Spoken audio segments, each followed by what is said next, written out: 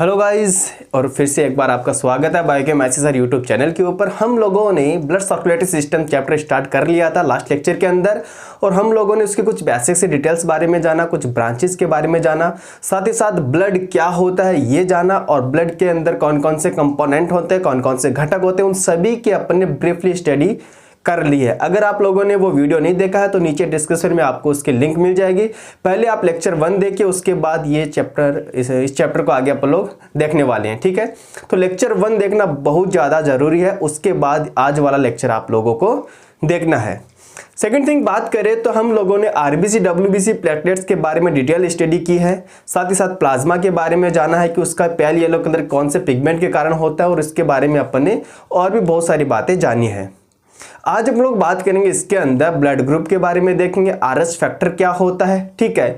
Blood group कैसे निर्धारित किया जाता है, मुझे कैसे पता कि मेरा ब्लड ग्रुप बी पॉजिटिव है तो वो क्यों है, कौन कौन से एंटीजन मेरे ब्लड के अंदर है, कौन कौन से एंटीबॉडी वहां पर देखने को मिलेगी, किस बेसिस पे आप लोग कह सकते हैं कि भैया आपका ब्लड ग्रुप ये है। ओके, देन अपन लोग एक केस देखेंगे इसके अंदर आरएच फैक्टर के अंदर ही, एरिथ्रोब्लास्टोसिस फीटलिस, जिसको हिंदी में गर्भ रक्ताणु कोरकता कहते हैं। देन अपन लोग जानेंगे इसके अंदर थोड़े से और एक्स्ट्रा पॉइंट देखने वाले हैं, जिसमें अपन लोग ब्लड वेसल्स के बारे में जानेंगे। ये पूरा सेक्शन अपन लोग कवर करेंगे ब्लड वेसल्स के अंदर, जिसमें धमनी देखेंगे, आर्टरी जिसको अपन लोग बोलते हैं, सीरा देखेंगे जिसको वेन हम लोग बोलते हैं, और केसिका जिसको कैपिलरीज हम लोग बोलते हैं। इन तीनों के अंदर मेजर डिफरेंस देखेंगे, और धमनी और आर्टरी के अंदर तो आप लोग ब्रीफली देखने वाले हैं कौन कौन से इनके अंदर अंतर होते हैं। वो सारी बातें आप लोग आज के सेक्शन के अंदर, आज के लेक्चर के अंदर हम लोग कवर करने वाले हैं। तो हेलो दोस्तों, फिर स्टार्ट करते हैं आज का सेक्शन, आज का लेक्चर, ठीक है। हेडिंग डाल लेना और अच्छे से इस चीज को आप लोग नोट करते हुए चलना। तो टॉपिक का हेडिंग डाल लो, आज वाला जो है वो है ब्लड ग्रुप। क्या पढ़ेंगे आज अपन लोग? ब्लड ग्रुप,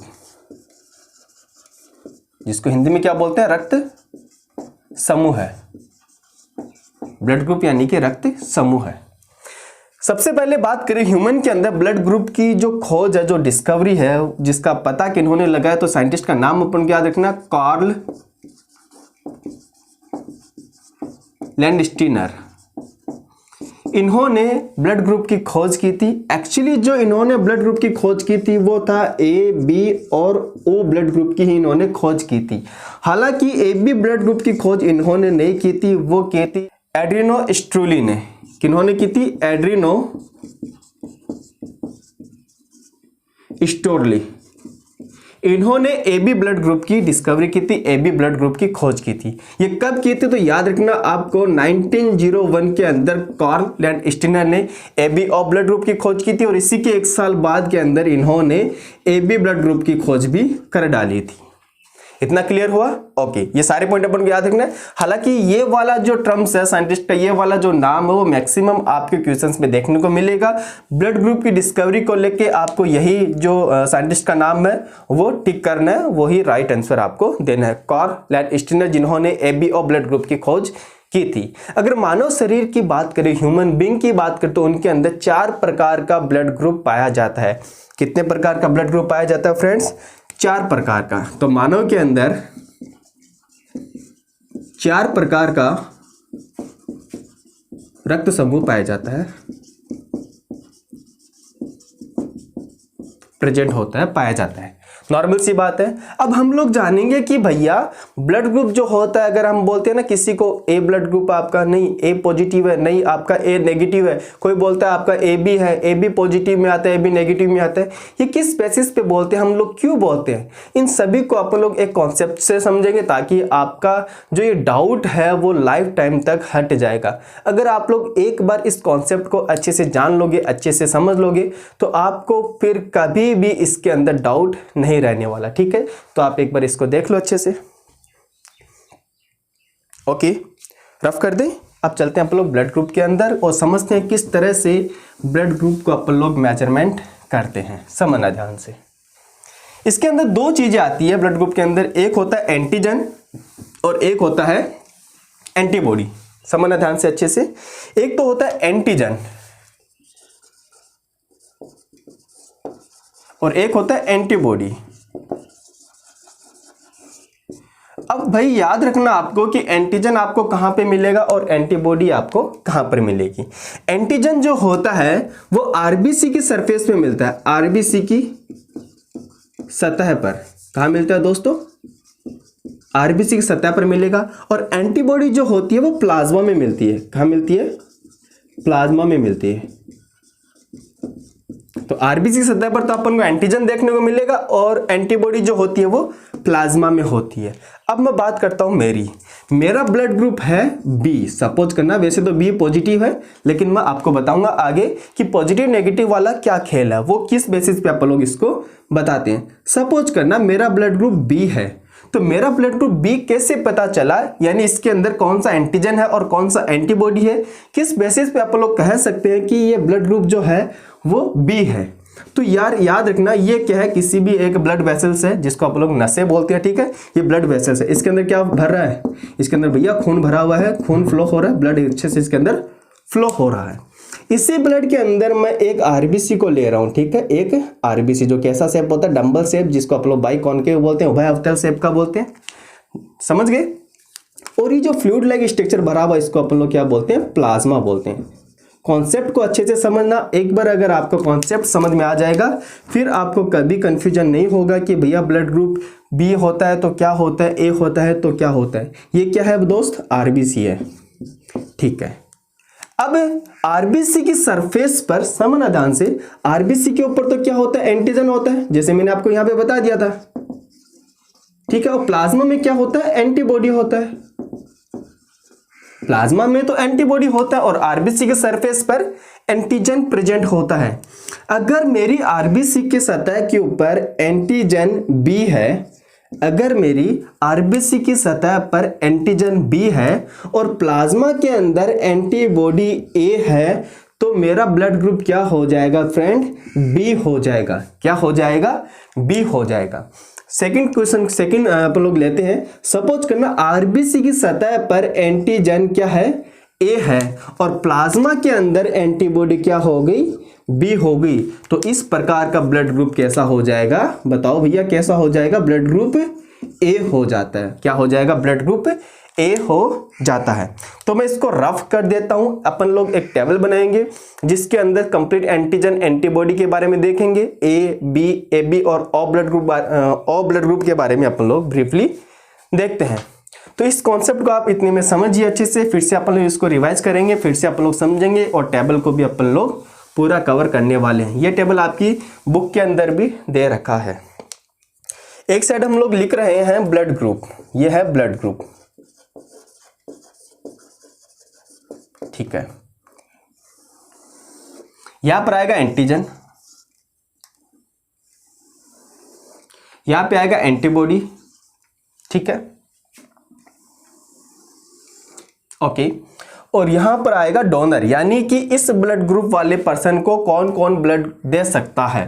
दाता, ठीक है, ओके। अब आराम से समझना। पहला मैं उठाता हूं ब्लड ग्रुप ए वाला। सपोज करना जिसका ब्लड ग्रुप ए है तो उसका एंटीजन क्या होगा? उसके आरबीसी सतह पर एंटीजन क्या होगी? ए एंटीजन होगा। एंटीजन क्या होगा वहां पर? ए। और प्लाज्मा में एंटीबॉडी कौन सी है दोस्त? बी एंटीबॉडी है। प्लाज्मा में एंटीबॉडी कौन सी हो गई? बी।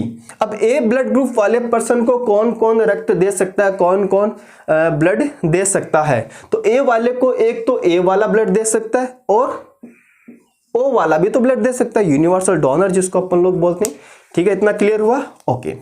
सेकंड बात करते हैं अपन लोग ब्लड ग्रुप बी की बात करते हैं। तो ऐसे पर्सन के अंदर जिनका ब्लड ग्रुप बी होता है उनकी आरबीसी सतह पे कौन सा एंटीजन होगा भैया? बी। और प्लाज्मा में कौन सा एंटीबॉडी होता है? ए। तो ऐसे पर्सन का ब्लड ग्रुप क्या हो जाएगा? बी हो जाएगा। तो एंटीजन तो क्या हो गया? बी हो गया। और एंटीबॉडी क्या हो गया? ए। तो बी वाले को कौन कौन ब्लड दे सकता है? एक तो बी वाला ब्लड दे सकता है और ओ वाला भी तो ब्लड दे सकता है। सिंपल है एकदम से, ठीक है। अब बात करते हैं, कुछ पर्सन ऐसे भी होते हैं जिनकी आरबीसी की सरफेस पर एंटीजन बी तो है ही है, साथ में एंटीजन ए भी है। समझना, एंटीजन ए भी है और एंटीजन बी भी है। दोनों एंटीजन आरबीसी की सरफेस पर प्रेजेंट है, बट प्लाज्मा में किसी भी प्रकार की एंटीबॉडी नहीं है। तो ऐसा ब्लड ग्रुप कौन सा हो जाएगा? ब्लड ग्रुप ए बी हो जाएगा। तो जिसका ब्लड ग्रुप ए बी होता है उनके आरबीसी की सरफेस पर दोनों टाइप के एंटीजन होता है, एंटीजन ए और एंटीजन बी। दोनों एंटीजन यहां पर देखने को मिलते हैं, बट एंटीबॉडी बिल्कुल भी नहीं होती है। प्लाज्मा में किसी भी प्रकार की एंटीबॉडी प्रेजेंट नहीं होती है। तो समझना दोस्त, इस टाइप के ब्लड ग्रुप वाले पर्सन को कौन कौन ब्लड दे सकता है? तो इसको ए वाला भी ब्लड दे सकता है, बी वाला भी दे सकता है, ए बी वाला भी दे सकता है और ओ वाला भी ब्लड इसको दे सकता है। बोले इतना क्लियर हुआ? ओके। तो अगर आरबीसी के सरफेस पर प्रतिजन यानी एंटीजन ए प्रेजेंट है तो ब्लड ग्रुप ए, एंटीजन ए और बी दोनों ही है तो ब्लड ग्रुप ए बी। अगर एंटीजन बी है तो ब्लड ग्रुप बी। मान लो अगर किसी भी प्रकार का एंटीजन आरबीसी के सरफेस पर नहीं है, किसी भी प्रकार का एंटीजन आरबीसी के सरफेस पे नहीं है, लेकिन प्लाज्मा के अंदर दोनों ही एंटीबॉडी यहां पर देखने को मिल रही है, तो ऐसे ब्लड ग्रुप को अपन लोग क्या बोलते हैं? जीरो। क्या बोलते हैं? जीरो। आजकल अपन इसको ओ बोलने लग गए, स्टार्टिंग के अंदर इसको जीरो ही बोलते थे। क्यों बोलते थे? क्योंकि यहां पर किसी भी प्रकार का एंटीजन नहीं है, आरबीसी के सरफेस पर किसी भी प्रकार का एंटीजन नहीं है। इसी बेसिस के ऊपर अपन लोग क्या बोलते हैं? Blood group O. जीरो पहले बोलते थे, आजकल इसको ब्लड ग्रुप ओ बोलने लगे। तो एंटीजन तो इसके ऊपर कुछ है ही नहीं, तो ओ वाले जो ब्लड ग्रुप होता है उसके अंदर किसी भी प्रकार का एंटीजन नहीं होता, बट प्लाज्मा के अंदर दोनों ही एंटीबॉडी हम लोगों को देखने को मिलती है, antibody A and antibody B. तो इस तरह के ब्लड ग्रुप वाले पर्सन को यानी ओ वाले ब्लड ग्रुप वाले पर्सन को कौन कौन ब्लड दे सकता है? तो याद रखना, इसको केवल ओ वाला ही ब्लड दे सकता है।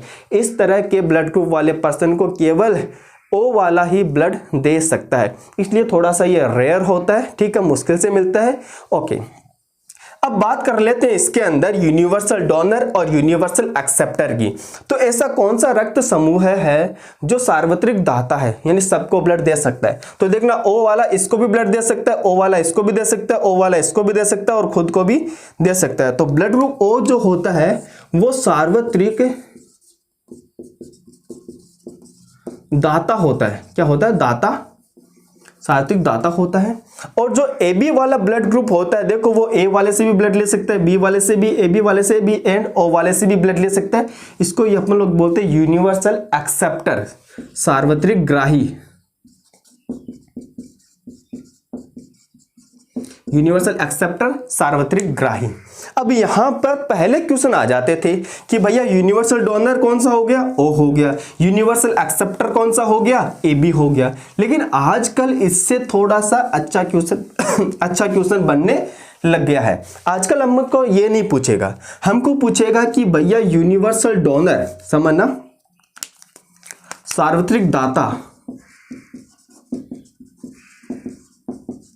ये क्वेश्चन है सार्वत्रिक दाता। इसके अंदर आपको ऑप्शन ऐसे मिलेंगे, क्या? A positive, A B negative, O positive and O negative. तो इस तरह के ऑप्शन मिल जाते हैं तो अपन लोग कंफ्यूज हो जाते हैं कि यार ओ वाला तो हम लोगों ने पढ़ा है, लेकिन पॉजिटिव नेगेटिव का क्या खेल हो गया? तो इस कंडीशन के अंदर आपको याद रखना है सार्वत्रिक जो दाता होता है वो कौन सा होता है? ओ नेगेटिव होता है, ठीक है ना।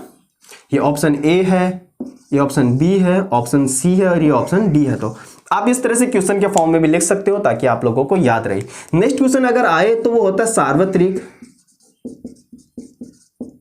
ग्राही।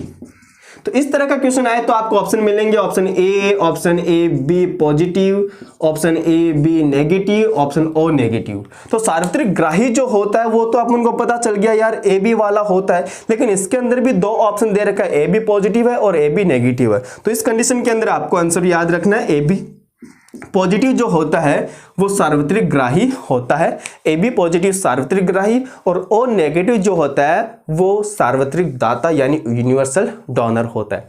तो ब्लड ग्रुप के जो कॉन्सेप्ट है, आई होप कि आप लोगों को अच्छे से समझ में आ गया होगा। इससे अच्छा आपको मतलब कहीं नहीं मिलेगा, सिंपल सी बात है, इससे अच्छा समझाने का कुछ है भी नहीं है।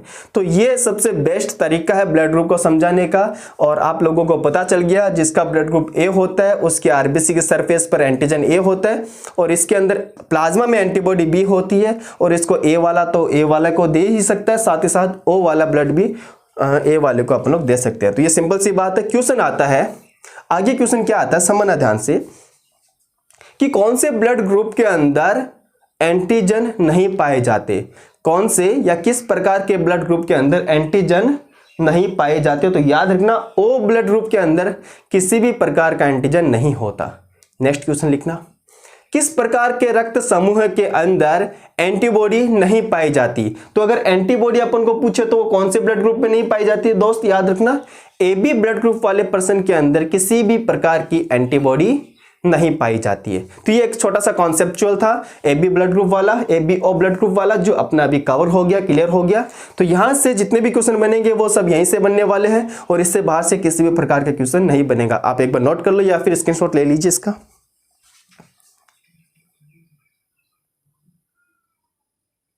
हो गया नोट, ठीक है, रफ कर दे। तो ये हो गया अपना ब्लड ग्रुप वाला फंडा। अब चलते हैं ये पॉजिटिव नेगेटिव का क्या खेल है भैया, इसको भी थोड़ा सा समझ लेते हैं और बहुत ही इजी है। एक बार आप लोग समझ लोगे आपको लाइफ टाइम कभी भी प्रॉब्लम नहीं आने वाली है, कभी भी आपको प्रॉब्लम नहीं आने वाली है। ये जो लेवल है ये थोड़ा सा अप करके चल रहे हैं अपन लोग। मैंने कहा था आप लोगों को कि मैं 11th क्लास को थोड़ा टच करूंगा ताकि अपने जितने भी क्वेश्चंस बने जनरल साइंस से रिलेटेड वो सभी अपने कवर हो जाए, कहीं पर भी हमको भटकना ना पड़े, ठीक है ना, क्योंकि अपन को रिस्क नहीं लेना है, अपन को तो सिलेक्शन लेके ही रहना है। नेक्स्ट आता है RH फैक्टर, जिसको बोलते हैं RH कारक। RH फैक्टर बोल दो या फिर RH कारक बोल दो। समझना RH फैक्टर या RH कारक की खोज जो थी वो सन 1940 के अंदर हुई थी। कब हुई थी याद रखना, 1940 के अंदर हुई थी, 1940 के अंदर। RH कारक जो है इसको RH एंटीजन भी अपन लोग बोलते हैं। RH कारक जो है ये सिमिलर है, एज इट इज है किसके, एक रिसस नाम के बंदर है उसके अंदर भी इसी प्रकार का RH कारक देखा गया था। उसके बाद अपनी बॉडी के अंदर जब एनालिसिस किया गया तो अपनी RBC की सरफेस पर भी सेम वैसा ही एंटीजन था जैसा उस रिसस मंकी के अंदर देखा गया था। कई लोग बोल देते हैं कि RH कारक जो है वो रिसस मंकी से लिया गया है। अरे भैया लिया गया नहीं है, वैसा का वैसा ही अपने बॉडी के अंदर भी है, लिया गया नहीं, हमें कहां से जरूरत पड़ गई उनसे लेने की, ठीक है। तो याद रखना RH कारक जो है वो कहां से लिया गया, कहां पर किसके सिमिलर होता है, तो याद रखना रिसस बंदर में पाए जाने वाले एंटीजन के समान। ये लाइन आपको नोट करनी है, एज इट इज, ऐसा कैसा, ठीक है। रिसस बंदर में पाए जाने वाले एंटीजन के समान होता है RH कारक, जिसकी खोज हुई थी सन 1940 के अंदर और इसकी खोज के लिए भी किसको श्रेय जाता है, लैंड स्टीनर को ही जाता है, स्टीनर, कार्ल लैंड स्टीनर, ठीक है। इसके साथ एक दो साइंटिस्ट और भी थे लेकिन उनको अपन लोग प्रीफर नहीं करते, मोस्टली इन्हीं का ही मेजर रोल था, तो अपन को इन्हीं को ही याद रखना है। कार्ल लैंड स्टीनर साइंटिस्ट है, सन 1940 के अंदर RH फैक्टर RH कारक की डिस्कवरी की थी। ये जो एंटीजन है, ये जो कारक का वो सिमिलर है किसके, रिसस मंकी के अंदर पाए जाने वाले RBC की सरफेस पे जो एंटीजन है वैसा का वैसा एंटीजन हमारे बॉडी के अंदर प्रेजेंट RBC की सरफेस पर भी है। याद रखना इस चीज को, हमने रिसस मंकी से किसी भी प्रकार का एंटीजन नहीं लिया गया है भैया, हमने नहीं लिया है। हमारे बॉडी में भी वैसा ही प्रतिजन, वैसा ही एंटीजन प्रेजेंट है जैसे रिसस मंकी के अंदर है।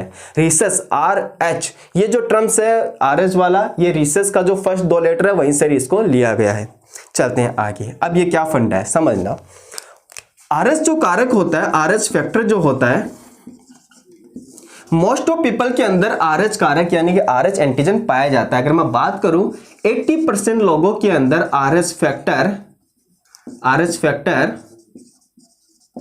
प्रेजेंट होता है। तो जिनके अंदर RH कारक पाया जाता है उनको अपन लोग क्या बोलते हैं, RH पॉजिटिव बोल देते हैं। और मोस्ट ऑफ जो 20% पीपल जो रिमेनिंग है, रह गए हैं, इनके अंदर RBC के सरफेस पर RH फैक्टर अनुपस्थित होते हैं, ठीक है ना। RH कारक एब्सेंट होते हैं, तो इनको अपन लोग क्या बोलते हैं, RH नेगेटिव बोलते हैं। तो जिनके सरफेस पर, जिनके RBC की सरफेस पर RH कारक पाया जाता है उनको तब अपन लोग क्या बोलते हैं, RH पॉजिटिव, और जिनके अंदर RH कारक नहीं पाया जाता उनको अपन लोग क्या बोल देते हैं, RH नेगेटिव। अब मैं आपको एक केस बताता हूँ, समझना फिक्स एकदम से, और आपको आराम से एक बार इसको समझना है। ये हमारी नसें हैं, नसें समझ गए ना, ये वाली ब्लड वेसल्स जिसको बोलते हैं। क्या बह रहा है इसके अंदर? खून बह रहा है दोस्त। क्या बह रहा है इसमें? खून, ब्लड बह रहा है, बहने दे। इसके अंदर मैं एक आरबीसी को इंट्राज कर रहा हूँ, बड़ी कर रहा हूँ, ये लो ये आरबीसी होगी, ठीक है। ब्लड ग्रुप पता कर रहा हूँ, ब्लड ग्रुप समझना। आरबीसी की सरफेस पर है एंटीजन ए। क्या है? एंटीजन ए। प्लाज्मा के अंदर एंटीबॉडी है बी। साथ ही साथ आरबीसी की सरफेस के ऊपर आरएच कारक भी है, आरएच कारक भी प्रेजेंट है। तो इस प्रकार का जो ब्लड ग्रुप हुआ, यानी कि इसके अंदर कौन सा ब्लड ग्रुप निकल के आता है, तो देखो भैया ए इसके अंदर एंटीजन है, कहां पर? आरबीसी की सरफेस पर, तो ए वाला तो क्या हो गया, इसके अंदर ब्लड ग्रुप हो गया। साथ ही साथ इसकी सरफेस पर आरएच कारक भी तो पाया जाया है। अगर आरएच कारक उपस्थित है तो इसको अपन लोग क्या बोलते हैं? ए पॉजिटिव बोल देते हैं। अब मान लो इसके अंदर आरएच कारक बिल्कुल भी नहीं है इसकी आरबीसी की सरफेस पर, तो ब्लड ग्रुप क्या हो जाएगा? ए नेगेटिव हो गया। सपोज करना मैं अपना ब्लड ग्रुप लेता हूं, मेरे आरबीसी के सरफेस के ऊपर एंटीजन बी है और प्लाज्मा के अंदर एंटीबॉडी ए है। प्लाज्मा में क्या है? एंटीबॉडी ए है। साथ ही साथ इस आरबीसी के सरफेस पर आरएच कारक भी उपस्थित है, आरएच पॉजिटिव है। तो इस प्रकार का ब्लड ग्रुप कैसा होगा? तो दोस्त याद रखना, बी पॉजिटिव होगा। क्या होगा? बी पॉजिटिव होगा। तो अब आपको पता चल गया होगा कि ये पॉजिटिव नेगेटिव वाला फंडा क्या है। अगर आपका blood group A B positive है, इसका मतलब आपकी आरबीसी के सरफेस पर एंटीजन ए पाया जा रहा है, एंटीजन बी पाया जा रहा है और साथ ही साथ आरएच कारक भी वहां पर है, तभी वो ए बी पॉजिटिव हो गया। अगर आपका ब्लड ग्रुप ओ नेगेटिव है, इसका मतलब आपकी आरबीसी के सरफेस पर किसी भी प्रकार का प्रतिजन नहीं है। किसी भी प्रकार का प्रतिजन नहीं होने का मतलब ना तो आपके आरबीसी की सरफेस पर प्रतिजन ए है, ना बी है और ना ही आरएच कारक है। इसका मतलब जीरो है। इसको अपन लोग क्या बोलते हैं? ओ नेगेटिव बोलते हैं। अगर आपका ब्लड ग्रुप ओ पॉजिटिव है तो केवल आपको आरएच एंटीजन ही वहां पर देखने को मिलेगा, क्योंकि ओ वाले के अंदर ए बी एंटीजन नहीं होता है, केवल आरएच फैक्टर वहां पे देखने को मिलेगा। इसी को अपन लोग क्या बोलते हैं? ओ पॉजिटिव बोलते हैं। जो पॉजिटिव टर्म्स आता है वो आरएच कारक को देखकर आता है। फंडा क्लियर है? बहुत इजी है, ठीक है। तो मैं समझता हूं कि आपको ये कॉन्सेप्ट अच्छे से समझ में आ गया होगा। अब इसी के अंदर एक अपन लोग केस और देख लेते हैं जिसका नाम है इरिथ्रोब्लास्टोसिस फीटलस गर्भ रक्ताणु कोरकता। कवर करते हैं अपन उसको भी जल्दी से, ठीक है।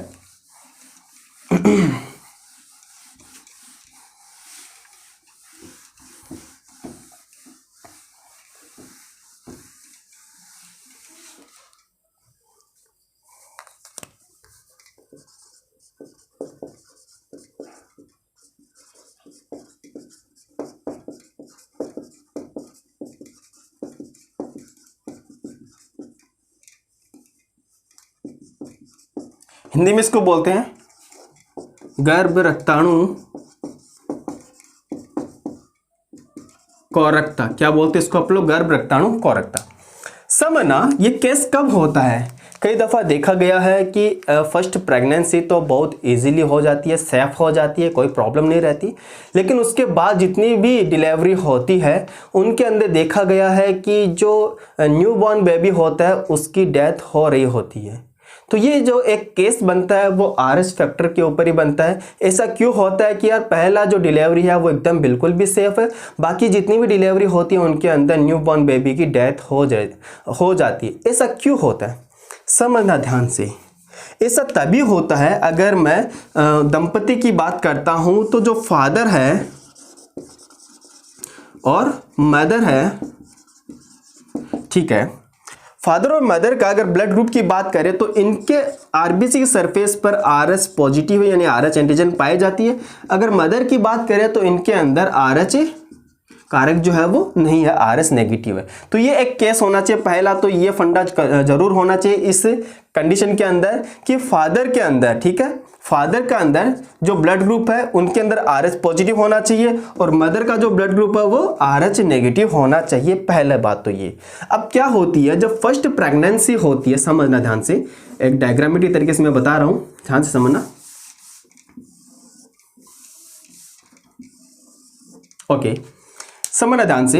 ये वुम्ब है, गर्भाशय, और इसके अंदर बेबी है, उसका डेवलपमेंट हो रहा है अच्छे से। अब इस पे आप थोड़ा गौर मत करना, आप बस समझने पे गौर करना, ठीक है ना। ये कोई बेबी है। अब समझना ध्यान से, ये इसका प्लेसेंटा है जो यहाँ से अटैच्ड है। ओके, ये इसका प्लेसेंटा है जो यहाँ से अटैच्ड है, ठीक है। समझना ध्यान से। अब मदर का ब्लड ग्रुप कैसा होता है, याद रखना, मदर का ब्लड ग्रुप अपने देखा RH नेगेटिव होता है। समझना, जब फादर का जो ब्लड ग्रुप RH पॉजिटिव होता है ये प्रभावी होता है। ये कैसा होता है? प्रभावी होता है, डोमिनेंस होता है। और मदर वाला क्या है? रेसेसिव है, अप्रभावी होता है। तो जब फादर का जो ब्लड है, वो जो RH पॉजिटिव वाला ब्लड है वो प्रभावी है, इसका मतलब जो शिशु है, जो एम्ब्रियो बन रहा है, उसका ब्लड ग्रुप भी कैसा हो जाएगा? RH पॉजिटिव हो जाएगा। इतना क्लियर हो गया? ओके, तो ये तो मदर हो गई, वूम हो गया, ठीक है। ये तो मदर होगी, ठीक है, याद रखना। और ये क्या है? एम्ब्रियो है। ये क्या है? एम्ब्रियो। समझना कॉन्सेप्ट को। अब एक्चुअली होता क्या है, इनका तो RH पॉजिटिव है और मदर का है वो RH नेगेटिव है, कोई प्रॉब्लम नहीं है। ये क्या है? एंटीजन है। और एंटीजन जो होता है वो इस प्लेसेंटा को इजीली क्रॉस नहीं करता है। तो यहां से इनका RH पॉजिटिव यानी जो एंटीजन है वो मदर के ब्लड के कॉन्टेक्ट में नहीं जा रहा, ठीक है, प्लेसेंटा के थ्रू नहीं जा रहा है।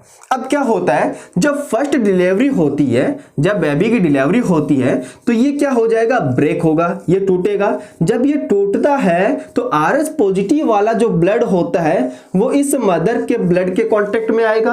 RH पॉजिटिव वाला जो ब्लड है वो इस मदर के ब्लड के कांटेक्ट में आएगा। RH पॉजिटिव क्या है दोस्तों? याद रखना, ये एंटीजन है। और जब मदर के ब्लड में बाहर से कोई एंटीजन जाता है तो मदर का ब्लड क्या करेगा? उसके विपरीत, उसके अपोजिट एंटीबॉडी का फॉर्मेशन करेगा। क्या करेगा? एंटीबॉडी का फॉर्मेशन करेगा। इसी को अपन लोग क्या बोलते हैं? RH antibody. क्या बोलते हैं इसको अपन लोग? RH antibody. तो मदर का जो ब्लड होता है वो RH एंटीबॉडी का निर्माण करने लग जाता है। इसका मतलब पहली जो डिलीवरी होती है वो तो एकदम से सेफ होती है, सुरक्षित होती है, ठीक है ना, सुरक्षित होती है। पहली डिलीवरी तो अच्छे से एकदम से सेफ होती है, सुरक्षित होती है। सपोज करना सेकंड बेबी प्लानिंग हो, उस कंडीशन के अंदर फादर का तो पॉजिटिव है, ऑब्वियसली बात है। तो नेक्स्ट अगर डिलीवरी होती है, नेक्स्ट अगर भ्रूण का निर्माण होता है वुम के अंदर, गर्भाशय के अंदर, तो उनका ब्लड क्या होगा? RH पॉजिटिव का RH पॉजिटिव ही होगा, क्योंकि फादर तो चेंज नहीं होंगे ना, वही रहेंगे, सिंपल सी बात है, उनका तो RH पॉजिटिव रहने वाला है।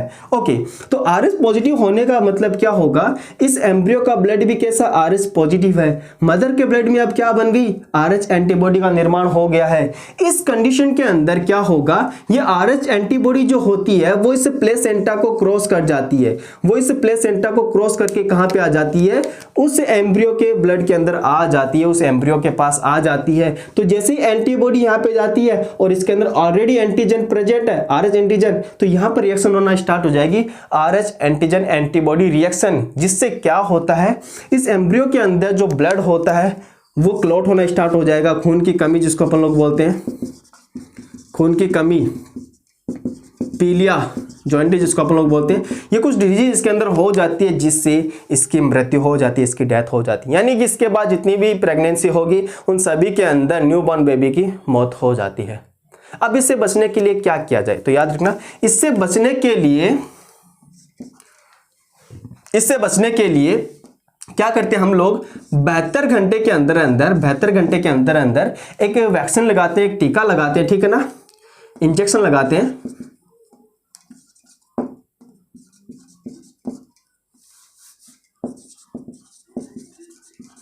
इंजेक्शन लगाते हैं किसका? RH antibody. RH एंटीबॉडी का आप लोग इसके अंदर टीका लगाते हैं जो इस एंटीबॉडी को खत्म कर देती है, ठीक है।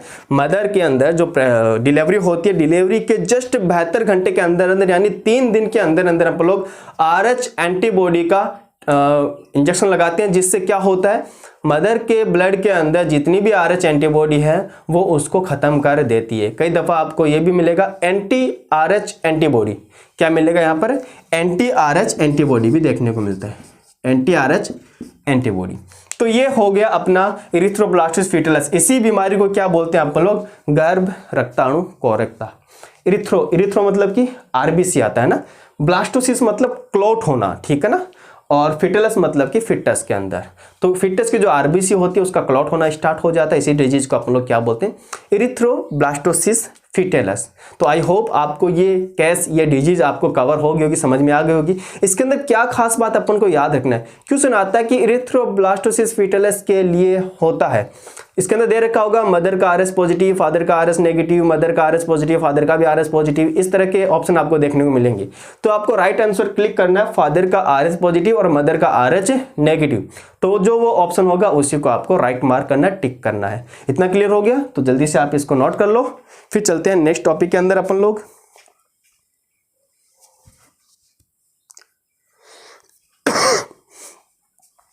हो गया कवर, रफ कर दे इसको, ठीक है, समझना। अब आप लोग हेडिंग डालो, ब्लड वेसल्स, रुधिर वाहिनिकाएं, रक्त नलिकाएं, अपनी जो नस है ना, नस, उनके बारे में पढ़ेंगे। जानेंगे कि भैया इनका कलर ये ब्लू भी है, खून लाल बहता है, ये क्या है, कैसे पता चलेगा, किसके अंदर कपाट होते हैं, किस में कपाट नहीं होते हैं, मरने के बाद कौन सी ब्लड वेसल्स के अंदर खून देखने को मिलता है, कौन सी में नहीं मिलता है, सारी बातें अपन लोग करने वाले हैं। तो हेडिंग डाल लो, ब्लड वेसल्स, रुधिर वाहिनिकाएं, रुधिर नलिकाएं।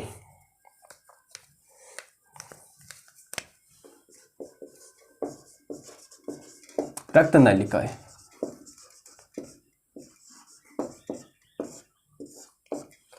तीन प्रकार की ब्लड वेसल्स अपनी बॉडी के अंदर है। कौन कौन सी, एक तो होती है धमनी, एक होती है सीरा और एक होती है केशिका। धमनी जिसको आर्टरी बोलते हैं, सीरा जिसको वेन बोलते हैं, केशिका जिसको आप लोग कैपिलरी बोलते हैं। तीन तरह की ब्लड वेसल्स हमारी बॉडी के अंदर प्रेजेंट होती है, जो ब्लड को एक सिस्टमैटिक तरीके से एक नेटवर्क के फॉर्म में कैरी करता है, ताकि कम ब्लड के अंदर ही वो हर जगह पहुंच सके, ठीक है ना। और इसी चीज को अपन लोग क्या बोलते हैं, क्लोज टाइप का सर्कुलेटरी सिस्टम, जो कि हमारी बॉडी के अंदर प्रेजेंट होता है। ठीक है भाई, समझ में आ गया। अब बात कर लेते हैं धमनी, सीरा और केशिका के अंदर क्या क्या डिफरेंस होता है। तो उससे पहले हम लोग जानेंगे कि धमनी और सीरा में क्या क्या अंतर होता है। तो आपको एक टेबल बनानी है, जिसके अंदर एक साइड तो लिखना है धमनी, एक साइड लिखना आपको आर्टरी लिखना है, और एक साइड आपको लिखना है शीरा। एक साइड आपको धमनी लिखना है और एक साइड आपको क्या लिखना है, सीरा लिखना है। क्लियर हो गया, ओके। धमनी की बात करें तो मोस्ट ऑफ जो आर्टरी होती है वो कैसा ब्लड कैरी करती है, तो याद रखना धमनी शुद्ध रक्त कैरी करता है। कैसा शुद्ध रक्त, किसको छोड़कर, पल्मोनरी धमनी को छोड़कर, किसको, पल्मोनरी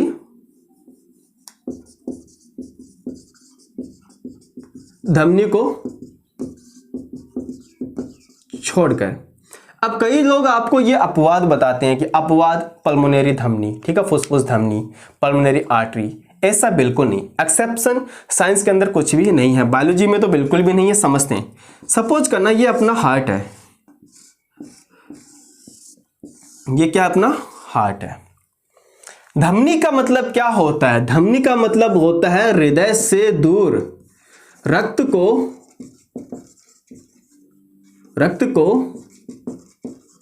हृदय से दूर ले जाना। धमनी का जो काम होता है वो ब्लड को हृदय से दूर लेके जाती है। तो जो भी ब्लड वेसल्स होती है जो रक्त को हृदय से दूर लेके जाती है वो क्या है, धमनी है। एक तो धमनी यहां से निकलती है जो प्योर ब्लड को लेके जाती है पूरे शरीर के अंदर, जिसको महाधमनी बोलते हैं, और एक धमनी यहां से होती है जो अशुद्ध रक्त को लेके जाती है फेफड़ों की तरफ शुद्ध होने के लिए। तो कहने का मतलब ये दोनों क्या कार्य कर रहे हैं, ये भी खून को दूर लेके जा रही है, ये भी रक्त को दूर लेके जा रही है। तो इसको अपन लोग क्या बोलेंगे, धमनी तो बोलेंगे, ठीक है, इसको अपन लोग क्या बोलेंगे, धमनी बोलेंगे। अब वो अलग बात है कि यार इसके अंदर तो प्योर ब्लड कैरी हो रहा है और इसके अंदर इम्प्योर ब्लड कैरी हो रहा है, ये तो अलग बात होगी ना। मेन कॉन्सेप्ट क्या है, जो हृदय से ब्लड को दूर लेके जाए वो धमनी है, जो हृदय की ओर लेके आए वो सीरा है। इतना क्लियर हुआ? ओके। तो ये जो अशुद्ध ब्लड लेके जाती है वो कहां पे लेके जाती है, पल्मोनरी के अंदर लेके जाती है, पल्मोनरी के अंदर लेके जाती है। पल्मोनरी जो शब्द होता है वो फेफड़ों के लिए होता है, लंग्स के लिए होता है, फुसफुस के लिए होता है। इतना क्लियर हुआ? ओके। तो याद रखना, अब से ये अपवाद नहीं है। जो मेन धमनी टर्म्स अपन लोग यूज करते हैं वो क्यों करते हैं, जो हृदय से रक्त को लेके जाता है वो धमनी होती है। ये नहीं है कि जो शुद्ध रक्त को कैरी करता है वो धमनी होता है, ये कॉन्सेप्ट गलत है। मेन कॉन्सेप्ट क्या है, जो हृदय से रक्त को दूर लेके जाता है वो धमनी है। अब चाहे वो अशुद्ध रक्त लेके जाए या शुद्ध रक्त, तो मोस्ट ऑफ केसेस में देखा गया है कि धमनी जो होती है वो शुद्ध रक्त ही लेके जाती है, एक जगह को छोड़कर। किसको? पल्मोनरी धमनी। पल्मोनरी धमनी के अंदर अशुद्ध रक्त होता है। सीरा की बात करें तो सीरा जो होती है वो अशुद्ध रक्त कैरी करता है। कैसा? अशुद्ध रक्त। किसको छोड़कर? पल्मोनरी शीरा। पल्मोनरी शीरा के अंदर शुद्ध रक्त होता है। मैंने क्या बोला, सीरा वो है जो रक्त को हृदय की तरफ लेके आती है। तो यहां से ब्लड लेके आएगी वो भी क्या, सीरा है, और यहां से ब्लड लेके जाएगी वो भी क्या है, सीरा है। तो याद रखना, जो लंग्स से शुद्ध रक्त यानी प्योर ब्लड लेके आती है वो क्या है, पल्मोनरी वेन, और जो अशुद्ध रक्त लेके आती है अपने बॉडी पार्ट से वो क्या होती है, वो भी सीरा होती है। इसको अपन लोग महासीरा बोलते हैं, चाहे वो इंफीरियर हो, सुपीरियर हो, जो भी हो। क्लियर हो गया इतना सा? ओके। तो है क्या वो सीरा, काम क्या है, जो ब्लड को लेके आ रही है। अब यार यहां पर अलग काम हो गया कि ये शुद्ध रक्त लेके आ रही है। मोस्टली बस यही एक ब्लड वेसल्स है जो प्योर ब्लड लेके आ रही है, बाकी जितने भी ब्लड वेसल्स है वो इम्प्योर यानी अशुद्ध रक्त लेके आती है। तो मेजर काम तो क्या हो गया, अशुद्ध रक्त लेके आने का। लेकिन एक सीरा ऐसी भी है जो शुद्ध रक्त लेके आती है, जिसका नाम है पल्मोनरी सीरा। तो ये दोनों डिफरेंस आपको कवर हो गए होंगे। ये कॉन्सेप्ट था थोड़ा सा जो मैंने आपको बता दिया। चलते हैं नेक्स्ट। धमनी की अगर मैं स्ट्रक्चर बनाऊं, यहां पर ये हेड वाली मैं रफ कर रहा हूं। हेड को बहुत बार बनाएंगे, जब आगे अपन लोग हेड पढ़ेंगे, ठीक है ना, समझते हैं।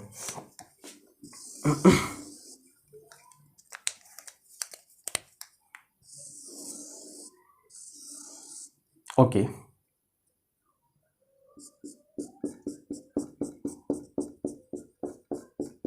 समझना, यह है धमनी।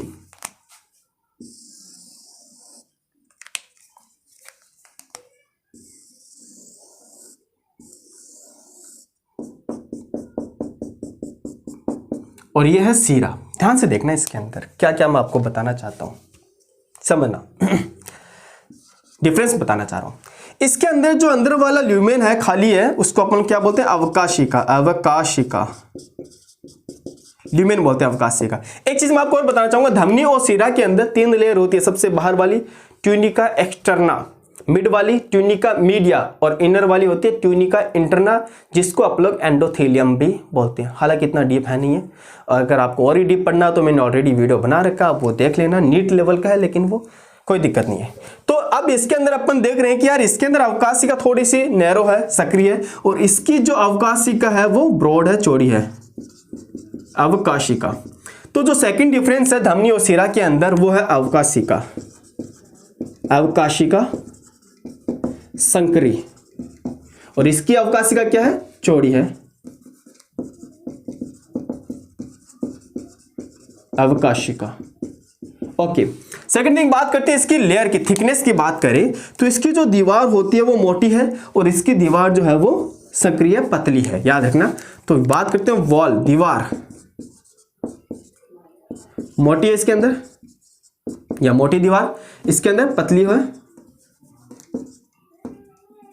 पतली, इसमें क्या है, पतली दीवार है, ठीक है। तो इसके वॉल की बात करें, याद रखना, तो धमनी की जो वॉल है, दीवार जो होती है, वॉल भित्ति जो होती है, इसको भित्ति बोल देते हैं, मोटी भित्ति, और यह है पतली भित्ति। समझ तो आप गए होंगे, मोटी भित्ति, पतली भित्ति, याद रखने चीज को। और जरूरी भी है, क्योंकि धमनी जो होती है ये जब पंप करता है तो धमनी के द्वारा ही इस प्रेशर को सहन करना होता है, और इसी प्रेशर के थ्रू जो ब्लड होता है हमारी बॉडी के हर एक पार्ट के अंदर पहुंचता है, हर एक भाग के अंदर पहुंचता है। अगर इतना ज्यादा प्रेशर नहीं होता तो ब्लड जो होता है वो हेड टू नीचे अपने एड़ी तक नहीं पहुंच पाता है। याद रखना बहुत जरूरी है। अगर इसकी दीवार मोटी नहीं होती तो ये इतने प्रेशर को सहन नहीं कर पाता और जो धमनी आर्टरी होती है वो रैप्चर होने के चांसेस बने रहते हैं। इस कंडीशन के अंदर याद रखना प्रॉब्लम बहुत ज्यादा क्रिएट हो जाती है। इसीलिए धमनी की जो दीवार होती है वो थोड़ी मोटी होती है कंपैरिजन टू वेन के। नेक्स्ट अपन लोग डिफरेंस की बात करते हैं। धमनी के अंदर जो प्रेशर होता है ब्लड का वो कैसा होता है, बहुत ज्यादा होता है, और वेन के अंदर जो ब्लड प्रेशर होता है वो कैसा होता है, लो लेवल का होता है, कम होता है। अब बात करते हैं इनके अंदर मेजर डिफरेंस, जो कि मैं स्टार मार्क कर रहा हूं, यहां से भी क्वेश्चन आया हुआ है। धमनी के अंदर किसी भी प्रकार का कपाट नहीं पाया जाता, वाल्व एब्सेंट, ठीक है ना। तो धमनी में कपाट नहीं पाए जाते हैं, लेकिन वेन के अंदर कपाट प्रेजेंट होते हैं। इनके अंदर जगह जगह कपाट आपको देखने को मिलेंगे। वेन जो होती है मैं आपको डायरेक्टली ऐसा बना के दिखाता हूं, इनके अंदर ऐसे कपाट देखने को मिलते हैं। जो क्या करता है, अब देखो इसके अंदर ब्लड प्रेशर तो लो है, और ऐसा भी नहीं है कि पीछे कोई मोटर लगी हुई है जो ब्लड को आगे फेंक सके। धमनी के अंदर तो पता है हार्ट एक तरह की मोटर है जो पंप करती है और ब्लड को आगे फेंक देती है। अब वापस लाने का काम ऐसा थोड़ा कि दूसरी साइड भी मोटर लगी है जो अशुद्ध रक्त को यहाँ पर हेड की तरफ भेज रहा है, ऐसा नहीं है। तो वो धीरे धीरे आएगा, कपाट के अंदर अटकेगा, फिर से आएगा, फिर से अटकेगा, फिर से आएगा, फिर से, इस तरह से धीरे धीरे आता है। इसलिए वेन के अंदर कपाट होना बहुत जरूरी है। अब बात कर लेते हैं आफ्टर डेथ, मरने के बाद धमनी के अंदर ब्लड एब्सेंट होता है। याद रखना, मरने के बाद आर्टरी के अंदर अपन को ब्लड नहीं देखने को मिलेगा, लेकिन वेन यानी सीरा के अंदर देखने को मिलेगा, क्योंकि कपाट है जगह जगह, उन कपाट के अंदर खून रुक जाता है। धमनी में तो क्या होता है, हार्ट ने पंप किया, ब्लड आगे, पंप किया, ब्लड आगे, बीच में रुका थोड़ी है। लेकिन कपाट के अंदर बीच में रुक जाता है, तो मरने के बाद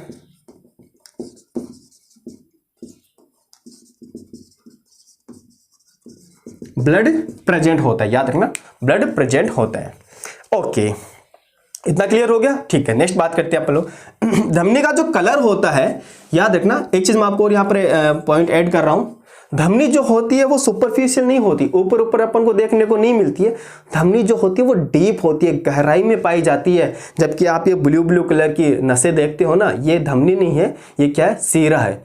धमनी जो होती है जिसके अंदर अपन लोग पल्स रेट मेजरमेंट करते हैं, वो 9 साइड होती है अपनी, यहाँ से करते हैं। इसको अपन लोग ब्रेकियल बोलते हैं, इसको रेडियल बोलते हैं, इसको अपाइकल बोलते हैं, ठीक है, इसको टेम्पोरल बोलते हैं, फिमोरल होते हैं। तो ये 9 साइड होती है जहां से अपन लोग पल्स मेजरमेंट करते हैं, और वहां पर धमनी ही होती है। सीरा के द्वारा अपन लोग पल्स मेजरमेंट नहीं करते हैं, ठीक है ना। अपन लोग कई बार डॉक्टर आप देखते हो ऐसे हाथ लगाता है, ऐसे हाथ लगाता है, यहाँ पे स्टेथोस्कोप भी लगाता है। ओके, तो मोस्ट ऑफ जो ब्लड प्रेशर काउंट होता है वो धमनी से ही आप लोग मेजरमेंट करते हैं। इसलिए धमनी कहां पर होती है दोस्त, याद रखना, ये गहराई में होती है, डीप होती है, गहराई।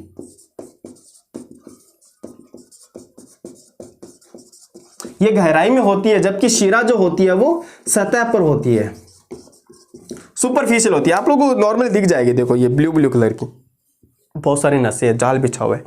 अब कलर की बात कर लेते हैं अपन को, तो शिरा का कलर तो देखने को ही मिल रहा है, कैसा होता है, ये नीला कलर का होता है, ब्लू कलर का होता है, नीला रंग। शिराओं का कलर कैसा होता है, ब्लू कलर का होता है। लेकिन धमनी जो होती है उनका रंग ब्लू नहीं होता, उनका होता है चेरी रेड। कैसा होता है, चेरी रेड कलर की होती है धमनी। कैसी होती है, चेरी रेड कलर की होती है, पिंक लाइक होती है, चेरी रेड कलर की धमनी होती है। तो जरूर आप इनको एक बार नोट करना, सारे डिफरेंस बहुत ज़्यादा इंपॉर्टेंट है। आप लोग इनका स्क्रीनशॉट ले लो, उसके बाद चाहे तो आप नोट कर लेना, लेकिन जरूर अपनी नोटबुक के अंदर इसको नोट करना, जल्दी से नोट कर लो।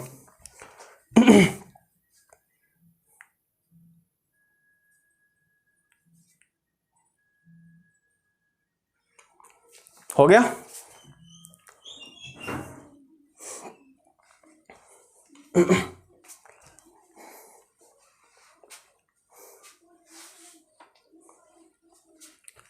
ठीक है। तो धमनी और सिरा अपन ने देख लिया था, इनके अंदर 3 लेयर होती है, बाहर वाली ट्यूनिका एक्सटर्ना, बीच वाली ट्यूनिका मीडिया और अंदर वाली ट्यूनिका इंटरना होती है, जिसको अपन एंडोथीलियम भी बोलते हैं। ओके फाइन, अब बात कर ले थोड़ी कैपिलरीज के बारे में भी, तो मैं कैपिलरीज के बारे में इधर ही लिख रहा हूं, ठीक है। केशिका,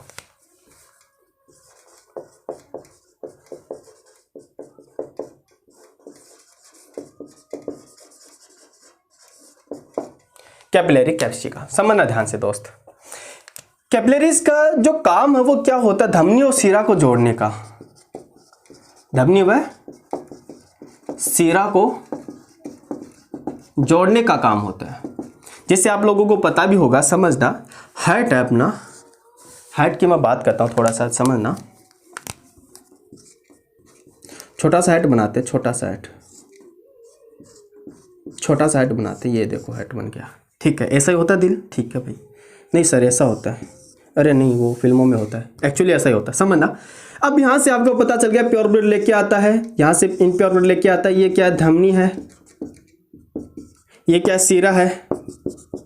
यहाँ पर पतली पतली बालों जैसी एकदम से पतली पतली टीनी स्ट्रक्चर निकलती है, छोटी छोटी नलिकाएं निकलती है, जो क्या करती है, धमनी और शिरा को जोड़ने का काम करती है, और इन्हीं के द्वारा एक्सचेंज का काम होता है, ठीक है, पदार्थों का आदान प्रदान, पदार्थों का आदान प्रदान किसके द्वारा, इसी को अपन लोग क्या बोलते हैं, केशिका बोलते हैं, इसी को अपन लोग क्या बोलते हैं, केशिका, केस बाल, बाल जैसी होती है केशिका, ठीक है। तो याद रखना धमनी और शिरा को जोड़ने का काम कौन कर रही है, कैपिलरी कर रही है। पहला कॉन्सेप्ट आपको कवर हो गया होगा, कंप्लीट समझ में भी आ गया होगा, ठीक है भाई। नेक्स्ट बात कर लेते हैं अपन लोग इसके अंदर, नेक्स्ट बात करते हैं, जितना भी एक्सचेंज का काम होता है वो केशिका करती है, ना कि धमनी करती है, ना ही शिरा होती है, क्योंकि इनकी दीवार जो होती है वो मोटी होती है। केशिका की जो लेयर होती है वो एकल लेयर होती है, सिंगल लेयर होती है, ठीक है ना, कैसी होती है, सिंगल लेयर होती है, और इसको अपन लोग क्या बोलते हैं, एंडोथीलियम बोलते हैं। तो केशिका की जो लेयर होती है, जो परत होती है, उसको अपन लोग क्या बोलते हैं, एंडोथीलियम बोलते हैं। खास बात क्या है समझना, जितना भी एक्सचेंज का काम होता है, आदान प्रदान,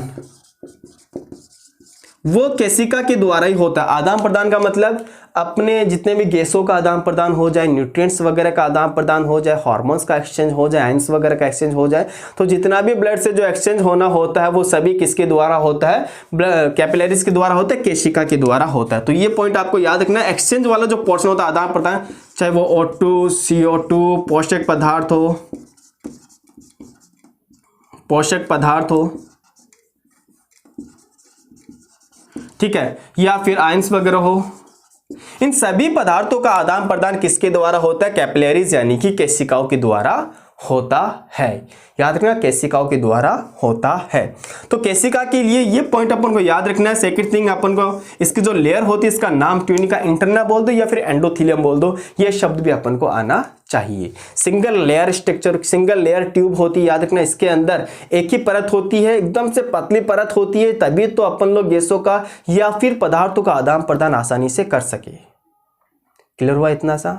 ओके। तो हमने धमनी, शिरा, केशिका तीनों देख लिए, तीनों के अंदर डिफरेंस भी देख लिए। तो याद रखना, धमनी और शिरा के अंदर जो डिफरेंस है दोस्तों, वो थोड़े से इंपॉर्टेंट है, और मैंने आपको हर एक पॉइंट को कॉन्सेप्चुअल बताया है, समझा के बताया है। आई होप आप लोगों को ये सारी बातें समझ में आ गई होगी। इससे पहले वाला जो ब्लड ग्रुप वाला पोर्शन था, वो भी मैंने आपको थोड़ा सा कॉन्सेप्ट लेके बताया, ताकि आपके माइंड के अंदर सेट हो जाए और लॉन्ग टाइम तक, काफ़ी लंबे समय तक आपको ये याद रहे, आपको ज़्यादा रटना ना पड़े। क्योंकि जो आर्ट्स वाले स्टूडेंट होते हैं वो ये सोचते हैं कि जनरल साइंस सिर्फ रटने वाली ही होती है, ऐसा बिल्कुल भी नहीं है। आप लोग एक बार जरूर समझना, अगर समझ में आ गया है तो आप उस चीज़ को लंबे समय तक याद रख पाओगे। अगर आप लोग रटोगे तो भैया बहुत जल्दी वो आपके माइंड से स्किप हो जाएगा। तो मैक्सिमम मैं कोशिश करूंगा आप लोगों को हर एक चीज़ वैसे ही समझाने की, जो हम लोग 8वीं 9वीं 10वीं क्लास में पढ़ रहे होते हैं उस टाइम समझते हैं, सेम वैसे ही मैं आपको हर एक चीज़ ओपन करके बताने की कोशिश करूंगा। रटाने वाला कुछ भी नहीं है। अगर आप लोग एक बार आप लोग इस चीज़ को समझ लोगे, इंटरेस्ट लोगे साइंस के अंदर, तो आपको जरूर बेनिफिट मिलेगा और बहुत कुछ सीखने को भी मिलेगा।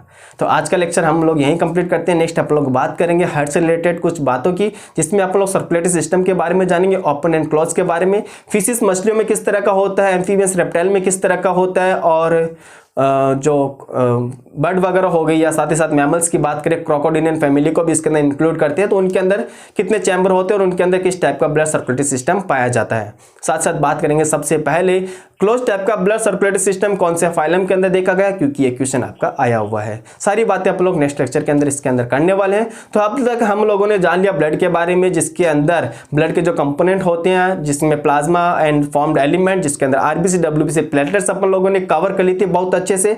और साथ ही साथ अपन लोगों ने आज वाला पोर्शन देख लिया जिसमें ब्लड ग्रुप आ गया, आरएस फैक्टर वाला जो कॉन्सेप्ट था, पोर्शन था, वो भी आ गया। इरिथ्रोब्लास्टोसिस फेटालिस का जो केस था हम लोगों ने वो भी अच्छे से कवर कर लिया। इसके लिए क्या होना चाहिए, फादर का ब्लड ग्रुप आरएस पॉजिटिव होना चाहिए और मदर का ब्लड ग्रुप आरएस नेगेटिव होना चाहिए।